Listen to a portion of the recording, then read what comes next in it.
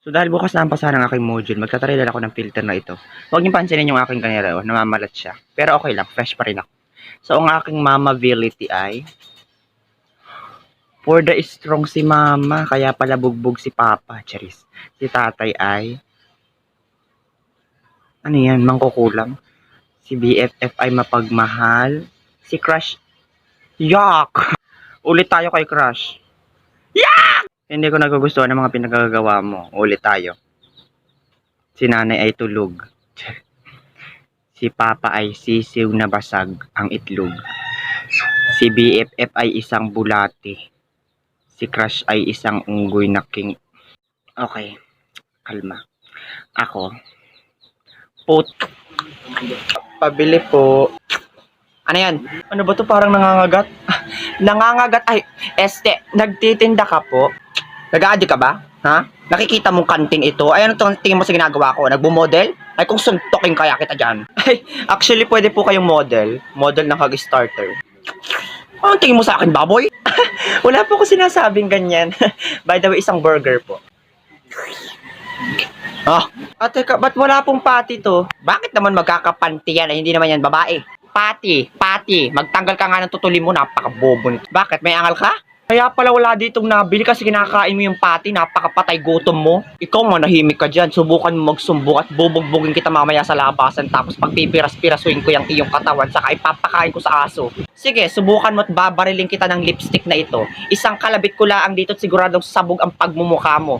Baka nakakalimutan mong anak ako ng mafia boss. Wala akong pakialam kahit anak ka pa ng mafia boss. Leader kaya ako ng kulto. Lumayas ka na dito, baka mahampas pa kita nitong hangar na to. Siguradong pugot ang ulo mo dito. Saka wala kang pakialam kahit inuubos ko yung mga pati dito kasi wala ka rin naman magagawa. Tingnan na lang natin, makakarma ka rin patay gutom ka. Hoy Stitch, nabalitaan mo na ba? Ang alin? Yung tindera daw sa kantin, nabulunan daw kakakain ng pati. Yun sinugod sa ospital pero dead na. Halagagi totoo? Ano nga ang name nun? Erica. RIP.Erica. RIP.Erica deserve. At dahil kagigising ko lang at fresh pa rin ako, uy! Part 2 tayo. Sino yung kaklase kong bida-bida? Si Bruno? Hoy Bruno, ang lakas ng putok mo. Sino naman yung kaklase kong palaging may kabardagulan sa school? Ha? Bakit? Nagnanakaw siguro ng tinapay sa kantin. Ito naman yung kaklase kong maharot. Oo. Yung nagdadala lagi ng lip tint. Abuela! Abuela, paulit-ulit na tayo sabit, may inupos ka. Ito naman yung kaklase kong may gusto sa akin. Ang magnanakaw sa kantin. At dahil ayaw ko sa magnanakaw sa kantin, binasted ko siya. Tapos ito yung bagong nagkagusto sa akin.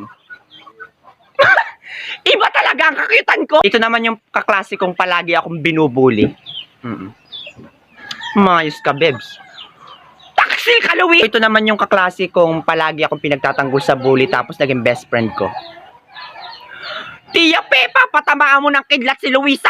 Waiter! Yes sir, how can I help you? Ay, how can you help me? Pakibayaran yung kinain ko. Malaking tulong yun para sa akin. Nahampas ka na ba ng tray, ha? Ang ibig ko pong sabihin, may order pa po ba kayo o magbabayad na po ba kayo? Ayusin mo kasi yung pagkakasabi mo, hindi ko maintindihan. Bakit hindi niyo po maintindihan? Hindi po ba kayo tao? Saan po kayo galing? Sa Mars? Bastos yung bunganga mo ha. Bakit? Binusuhan ka ba ng bunganga ko? Sinilipan ka ba? Nasuntok ka na ba sa mukha? Sus, magbayad ka na lang, baka mamaya binubudol-budol mo na ako. Anong tingin mo sa akin? Tao, bakit? Mukha po ba kayong hayop? Ay kaya pala kayo nung unang pagkakakita ko sa inyo, naaaninag ko, mukha kayong asong bangaw. Talaga ba? So, ibig sabihin malabo ang paningin mo. Delikado yan. Baka may katarata ka na. Ang balita ko pa man din sa may mga ganyan, nangangagat daw. Oo, kapag hindi ka pa rin talaga nagbayad at patuloy mo kung pinipiloso po, hindi lang kita kakagatin, lalapain talaga kita. O ano, hindi ka pa magbabayad? Makapaningil naman ito, itig sa 10 pisong spaghetti lang naman yung kinain ko. Ano, wala kang pera? Hoy, patay gutom ka. May Mountain Dew yung kasama. Yan, lamunin mo. Huwag ka nang babalik dito. Patingin nga ng sagot mo, Turjang. Bakit naging negative 74? Mali nga yaan. What you're talking, Karin? That's the right answer, no? Gumamit pa ako ng escalator para mag-compute yan. Anong escalator, Turjang? Calculator, tanga? Ano ba yan? Pero mali ang mga sagot yung dalawa. 18 kaya ang tamang sagot, mga bakla. Saan mo naman hinugot yung 18 mo, Tubloy? Ha? Malinaw na malinaw yung formula how to solve the problem. O palibasa hindi nagpapunction ng maayos yung mga utak nyo. Baka may bulati na yan. 33 kasi dapat. I am very sure that the durability of my answer is correct. And I will not gonna disappear it for you too. You are bobo worse, the fuck. Hoy, Torjang ka ring. Galing ako ng private school at may mas pinag-aralan ako sa inyong dalawa. Huwag kayong makabobo dyan. Sigurado ako sa sagot ko. Oo nga, Tubloy, galing ka nga ng private school. Pero bumagsak ka naman dun, di ba? Kaya nga napunta ka dito. Sa akin kayong dalawa maniwala. Di ba top 2 ako sa klase? Wisit, kanina pa kayong tatlo, hoy. Kayong tatlo. Kanina pa kayo away ng away kung anong tamang sagot. Eh, lahat naman ng sagot yung is mali. 0 lang kasi ang sagot, mga utak sa labay. Hey, Borloloy, don't you dare pakialam on our conversational, ha? Like what you are see? Are you what? Yaka, there. Natatawa ako sa katangahan mo, Borloloy. Bakit naging 0 ang sagot? Eh, napakahaba ng problem, ta 0? Oo nga, Borloloy. Saka bakit ka nakikialam sa usapan namin? Iusapang matatalino to. Kay mababahong bulwak, makinig ng mabuti, ha? At gigisingin ko ang mga nanunuyot nyong mga utak. Kahit gaano pa kalaki ang number na yan o kahaba yung formula na yan, basta't i-multiply mo sa 0, is laging 0 ang sagot, mga tanga. And where the hell did you hugot that? Mag-aral ka kasi ng mabuti, Torjang. Tinuturo na yung elementary palaang. Siguro hindi mo naintindihan kasi barado ng tugay ang tinga mo. Naku, grabe ang ugali, di ba? Uy, Torjang, dahan-dahan naman sa pagtawa at natatanaw ko na yung utak mo. Nahandito si Torjang. Hoy, Torjang, talagang sayang sa inyo pa. Ako siguro topic nyo, no? Lah! What are you doing here? Di ba ikaw yung taga-section B? Why are you making some scandalo here, you trespassinger? Aba, pa ganyan-ganyan ka pa talaga ah. Hoy, sinabihan mo daw na yung mga pinahihiram kong lip tint ay amoy panis na laway, tapos pinaparinggan mo pa daw ako sa FB ah. What the hell are you talking about? Hey, Miss Body Odor, I ain't talking shit about you, so please shut down your fucking big asshole mouth, you little bitch. O, English yan, di mo naintindihan, bobo ka kasi. Saka sino naman nagsabi sa inyo mga fake news na yan, bibigwasan ko. Yung mga kaibigan ko sa mga klase ko, nakita daw nila yung post mo sa Facebook mo. Hoy, babaeng labanos, bakit naman kita paparinggan sa Facebook? Sayang ka lang sa load, no? Pinagsasabi mo sayang sa load, FB10 lang naman yung load mo. Hoy, naka all day 20 kaya ako. Saka ano mga pinagsasabi mo yan, bakit nakita mo ba? Hindi. Saka may tiwala ako sa mga klase ko, bakit naman sila magsisinungaling sa akin? Ay, si Bobo. You had the courage to start a fight here in our classroom eh hindi ka naman sure sa mga pinagsasabi mo? Grabe naman ang utak mo, be. Yung mga brain cells mo pinaglihi yata sa H+ na signal ng globe. Lumayas ka nga! Borloloy, nakita mo na yung grades mo? Hindi pa, be. Titingnan ko pala ngayon. Ako kasi, be, nakita ko na. Tapos ang baba ng grades ko sa math, 95 lang. Lah! Hala, Torjang, grabe, ang baba nga. Pero mas mababa yung akin kasi 96 ako sa mathematics. Tapos 97 sa English. Grabe talaga yung mga prof natin na mababa magbigay ng grades, diba? Talaga, Monica? Ako kasi, hindi ako nag-iintindi sa English. Tas hindi rin ako pala sagot. Tuloy ang baba ng binigay sa akin, 98 lang naman. Ako nga sa science, hindi ako nagawa ng activities pero 98. Grabe, napakababa talaga magbigay ng grades. Ako nga 82 lang eh. Ay be, mas matindi yung sa PE ko kasi nga, di ba lagi akong hinihika pag nag-PPE. Ang baba ng binigay sa akin ni sir.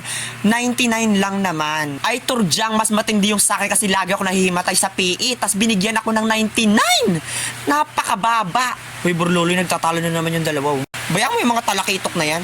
Maglaro ka na lang itong nilalaro ko para manalo ka ng cellphone. Link on my bio. Tas Torjang, feeling ko ako na ang pinakabobo sa ating lahat kasi napakababa ng total average ko. 97. Oh my God. Feeling ko repeater ako. Ay hindi, Monica. Mas bobo ako sa'yo kasi nga flat 97 yung average ko. Grabe. Feeling ko nga madadrop out ako eh. Mababa ba yun? Ako nga 80 yung average ko sa round off pa. Ikaw ba, Jingle? Wag mo akong kausapin. Repeater ako. Pero alam mo, Monica, feeling ko ikaw na yung first honor kasi nga pilingera ka. Hindi, Torjang. Feeling ko talaga ikaw yung first honor kasi nga nangunguna yung putok mo. Okay, class, let's begin our report. Pero ang mag-grade sa inyo ay si Miss President muna, ha? Okay, Monica, ikaw muna mag-grade. May abya rin lang ako sa kabilang section. Mabilis lang ako, okay? Okay, ma'am. Umanda ka sa akin, Stitch. So, the virginity of virgin coconut oil is not virgin anymore. That's all, thank you. Okay, Mr. Stitch, I have a question. Lo, bakit yung iba walang tanong, ako lang meron? Wala kang pake. So this is my question. How do you say so that verb is a word that tells an action word? Obviously, by using my mouth. Alam nga naman sinabi ko yung gamit ang puwet, bobo. Ah, ganun ha, bababaan kong grades mo. Sige, subukan mo at a-uppercutting kita sa baba. Sabi lang ni Mang gradean mo kami hindi gawing quiz B. Well, ako ang nagbibigay ng score, kaya ako ang masusunod. Sus, alam ko naman na grupo ko lang ang puntirya mo kasi galit na galit ka sa akin. Buti alam mo, dahil dyan, I have another question. Bakit ang bobo ng report mo? Dahil napaka-bobo ng nag-grades, bumpanot. At dahil nasagot ko ang tanong mo, ako naman may tanong. Bakit ang lakas ng putok mo? Ako alam ko, dahil hindi siya nagtatawas. Huy, bes, gamitin mo naman yung niregalo ko sa yung deodorant saka steel wool. Maghilod ka naman, inuutip ka na ay. Best friend mo ako, bakit ganyan ka ba kapagsalita? Tamo, pati best friend mo, pinagkakanuno ka palibhasa mo kakang nunong imaw. Ganon, isi-zero ko kayo. Papansin ka talaga no? Wala kang pakialam saka hindi rin naman maniniwala sa'yo si ma'am pag nagsumbong ka kasi wala siya dito. Ay, paano yan? Nasa likod mo si ma'am. Hala, ma'am! Monica, mag-toothbrush ka nga, ang baho ng hininga mo. Saka narinig ko yung mga sinabi mo ha, dahil dyan, suspended ka ng 1 linggo saka bagsak ka pa sa akin sa report. Alam ma'am, grabe naman yun. R.I.P. that Monica. Rock and roll, bitch, deserve.